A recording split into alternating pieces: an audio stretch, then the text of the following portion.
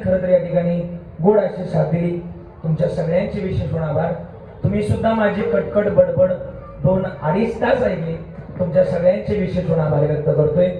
झालेली सेवा समर्पित करत असताना माझ्या वाणीतून एखादा चुकीचा शब्द अपशब्द जर गेला असेल तर माईच्या अंतकरणाप्रमाणे बरं काही चुकलं असेल ना, तुम्हाला जास्त त्रास दिला बरं का, काही चुकलं असेल ना, ज्यांना एक मुलगा आहे त्यांनी दुसरा म्हणून मला माफ करा, ज्यांना 2 आहे त्यांनी तिसरा म्हणून माफ करा, ज्यांना 3 आहे त्यांनी चौथा म्हणून माफ करा, आणि ज्यांना एकही नाही त्यांनी प्रॉपर्टीची कागद माझ्याकडे घेऊन या.